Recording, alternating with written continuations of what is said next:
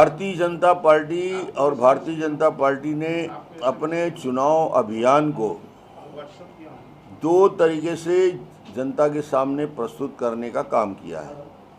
पहले चरण में हमने न केवल दंतेवाड़ा से बल्कि जसपुर से 2 यात्राएं शुरू की और ये परिवर्तन यात्रा की अभूतपूर्व सफलता हासिल हुई। अधिकांश विधानसभाओं में राष्ट्रीय और प्रदेश स्तर के नेता, केंद्रीय मंत्री आते रहे और एक वातावरण का निर्माण हुआ। उसके बाद माननीय प्रधानमंत्री जी स्वयं इस चुनाव की प्रक्रिया के प्रथम चरण में ही आचार संहिता लागू होने के पहले अलग अलग कार्यक्रम, वो चाहे रायगढ़ का कार्यक्रम हो, बिलासपुर का हो या रायपुर का कार्यक्रम हो, महत्वपूर्ण सभाओं में संबोधित किया और काफ़ी सफल, बस्तर सहित कार्यक्रम सभी सफल हुए। माननीय गृह मंत्री जी का आगमन हुआ और उन्होंने भी सभा को संबोधित किया। माननीय राष्ट्रीय अध्यक्ष आए। तो एक प्रकार से छत्तीसगढ़ में वातावरण का निर्माण भारतीय जनता पार्टी ने किया और इस भ्रष्ट और निकम्मी सरकार के खिलाफ जितने आरोप हैं भ्रष्टाचार के, इस 5 साल में विकास शून्य हो गया है, डेवलपमेंट कहीं हुआ नहीं है। तो निश्चित रूप से छत्तीसगढ़ की जनता के मन में इस सरकार के प्रति नाराज़गी भी है और वो इंतज़ार कर रहे थे कि कब चुनाव घोषित हो, कब आचार संहिता लगे तो अधिकारी कैद से मुक्त होंगे और अधिकारियों को स्वतंत्रता से काम करने की आज़ादी मिलेगी। फर्स्ट फेज़ में बस्तर की 12 सीट और राजनांदगांव लोकसभा की 8 सीट।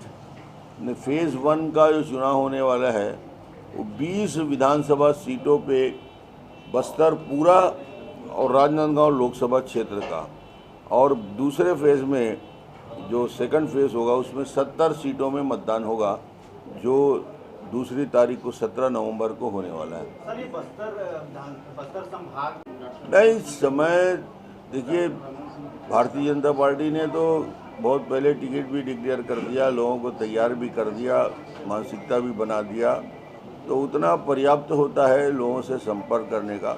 और जो 5 साल लगातार संपर्क करते हैं उनको 15 दिन के संपर्क से फर्क नहीं पड़ता। सर, 2 चरणों में चुनाव हो रहा है, बाकी राज्यों में एक ही चरण में चुनाव हो रहा है। तमाम दावे किए जा रहे थे नक्सलवाद खात्मे की और है तमाम चीजें, ये स्थिति क्यों है आज? देखिए, पहले भी बस्तर में और बस्तर से लगे हुए इलाके में अतिरिक्त फोर्स की आवश्यकता होती है, डिमांड होता है। आज बीजापुर में, आज दंतेवाड़ा में, आज सुकमा में, आज नारायणपुर में, आज राजनांदगांव के मोहला मानपुर चौकी में, सूर्या के कुछ इलाकों में आज भी सामान्यतः फोर्स को जाना थोड़ी दिक्कत होती है और चुनाव के प्रचार में भी रोड ओपनिंग करने की आवश्यकता पड़ती है। ऐसी परिस्थितियां आज छत्तीसगढ़ में हैं कि बस्तर में कम से कम रोड ओपनिंग पार्टी आरोपी लगाने की ज़रूरत पड़ती है। तो सावधानी की वजह से चुनाव आयोग ने फेज़ 1 में ज़्यादा फोर्स डिप्लॉयमेंट की दृष्टि से रखा है और 2 फेज़ का चुनाव हमेशा हुआ है। अभी चुनाव आयोग द्वारा 5 राज्यों के, जिसमें छत्तीसगढ़, मध्य प्रदेश, राजस्थान, तेलंगाना और मिजोरम के लिए आचार संहिता लागू कर दी गई है। आज छत्तीसगढ़ में भी चुनाव का बिगुल बज चुका है। छत्तीसगढ़ में यह चुनाव 2 चरणों में संपन्न होगा। पहला चरण का मतदान 7 नवंबर और द्वितीय चरण का मतदान 17 नवंबर को संपन्न होगा। मतगणना दिनांक 3 दिसंबर को एक साथ होगा। लोकतंत्र के इस महापर्व में छत्तीसगढ़ के 2 करोड़ 3 लाख मतदाता सम्मिलित होंगे, जिसमें 18 लाख मतदाता ऐसे होंगे जो पहली बार चुनाव में मतदान के लिए आगे आएंगे। ऐसे 18 लाख नए मतदाता होंगे। छत्तीसगढ़ के संदर्भ में यह महत्वपूर्ण है कि छत्तीसगढ़ में महिला मतदाताओं की संख्या 1,02,39,000 है, जो पुरुष मतदाताओं से अधिक है। यानी छत्तीसगढ़ में महिला मतदाताओं की संख्या पुरुष मतदाताओं से ज़्यादा है। और प्रदेश में सभी से मैं आह्वान करता हूं कि इस लोकतंत्र के इस महापर्व में अपनी जिम्मेदारी का पालन करें। प्रदेश से भ्रष्ट और निकम्मी सरकार को हटाकर एक मजबूत और विकास करने वाली भारतीय जनता पार्टी सरकार को चुनें। एक सूचना और चुनाव आयोग ने दी है, 17 अक्टूबर से 23 अक्टूबर तक वोटर लिस्ट में संशोधन हेतु समय और दिया गया है। यानी 17 अक्टूबर से 23 अक्टूबर तक वोटर लिस्ट में संशोधन का समय दिया है। एक नई चीज़ जो जारी की है, आपराधिक छवि के लोगों को 3 बार विज्ञापन देना होगा। छत्तीसगढ़ के लिए बहुत महत्वपूर्ण है। कई लोग बेल में हैं, कई लोग और स्थिति है, तो उनको 1 बार नहीं 3 बार देना पड़ेगा। ये थोड़ा महत्वपूर्ण विषय है। और गजट नोटिफिकेशन जो छत्तीसगढ़ के फेज़ 1 के लिए होने वाला है 13 अक्टूबर को होने वाला है, और दूसरे फेज़ के लिए जो गजट नोटिफिकेशन होगा 21 अक्टूबर 2023 को सैटरडे को होने वाला है। और कुल मिला के ये सारी प्रक्रिया जो पूरा होके 3 दिसंबर को 5 राज्यों के अलग अलग समय पे मतदान हो रहे हैं। एक फेज़ 7 नवंबर, दूसरा 17 नवंबर, और उसके बाद अलग अलग फेज़ में मिज़ोरम और अन्य स्थानों में चुनाव होंगे। मगर मतगणना एक साथ होगी 3 दिसंबर को।